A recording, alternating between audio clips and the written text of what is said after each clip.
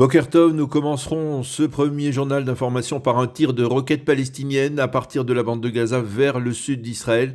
La roquette s'est abattue sur le territoire palestinien de la bande de Gaza, mais l'alerte rouge a été déclenchée durant la nuit dans certaines des localités du pourtour de la bande de Gaza au sein des forces de sécurité israéliennes.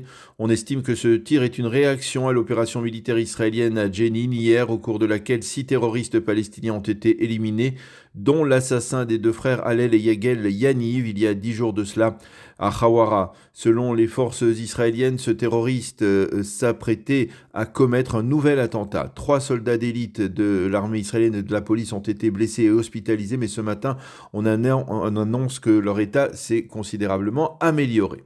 Il faut souligner que dans le monde arabe, on a condamné l'opération militaire israélienne à Jenin hier et on l'a qualifiée de crime contre l'occupation. Il s'agit d'une violation grossière de la loi internationale, a-t-on déclaré en particulier en Jordanie et en Égypte. Soulignons que le Hamas, le Djihad islamique et le FPLP ont également condamné cette opération. Le dossier de l'insubordination, maintenant, le Premier ministre Benyamin Netanyahou a demandé au ministre Likoud de s'exprimer de manière pondérée dans ce dossier. L'insubordination, a dit M. Netanyahou à ses ministres, est un phénomène dangereux et il faut s'y opposer, mais dans les limites d'un dialogue de fond. Notre objectif, a dit le Premier ministre, est d'apaiser les tensions actuelles. Tout porte à croire que Benyamin Netanyahou a publié cette mise au point après les propos tenus par le ministre des Communications, Shlomo Kareh, du Likoud, qui avait lancé que les réservistes refusant de servir en Milouim devaient, je le cite, aller au diable. Ceci étant, le ministre de la Défense Yoav Gallant et le chef d'état-major de Tsahal, le général Herzi Halevi, se sont entretenus hier avec les pilotes réservistes qui ont exprimé leur intention de ne pas se présenter aujourd'hui dans leur service de réserve. Le ministre Gallant a promis de faire entendre leur voix, mais il s'est farouchement opposé à toute forme d'insubordination. Le général Halevi a affirmé qu'au sein de Tsahal, on appréciait grandement l'apport des réservistes. Sans vous, Tsahal ne peut pas poursuivre sa mission de défense du pays, mais, a-t-il dit, l'insubordination est une ligne rouge que l'on ne peut pas dépasser. Toujours dans ce contexte sécuritaire tendu, plusieurs anciens patrons de la police israélienne et anciens officiers supérieurs de cette police se sont réunis hier pour protester contre le comportement du ministre de la Sécurité nationale, Itamar Ben-Gvir. Selon eux, le ministre tente, je cite, de prendre le contrôle de la police et cette attitude risque de faire voler la police israélienne en éclats. Selon eux, Ben-Gvir agit à l'encontre de ses prérogatives en s'immisçant dans des ordres donnés aux policiers.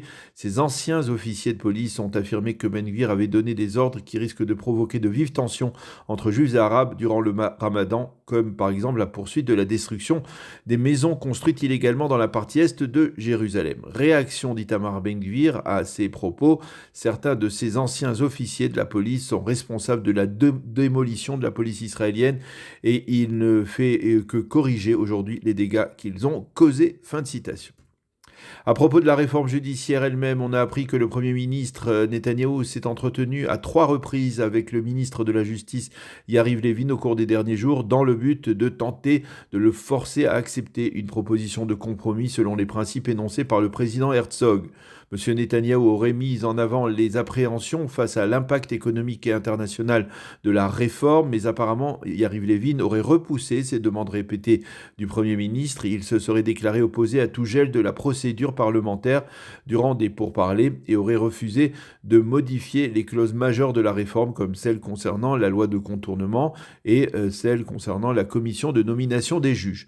Ce développement intervient alors qu'au sein même du Likoud, des voix se font entendre en faveur d'un compromis et ce quitte à ce qu'il faille pour cela limoger Yariv Levin.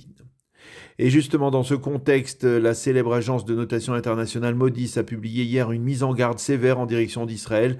Si la réforme judiciaire devait être mise en application telle qu'elle, cela pourrait entraîner une chute de la notation économique d'Israël et indirectement avoir un impact négatif sur la croissance du pays. Et puis pour terminer sur une note plus réjouissante, n'oubliez pas que c'est aujourd'hui Pourim à Jérusalem, Shushan Pourim, et que des milliers d'habitants de la capitale sont sortis hier soir dans le centre de la ville pour célébrer le miracle de Pourim déguisé. Aujourd'hui, ils sacrifieront à la tradition des Mishloach Manot, des dons aux pauvres et bien entendu du festin de Pourim. Bonne fête de Pourim, c'est la fin de ce premier journal d'information.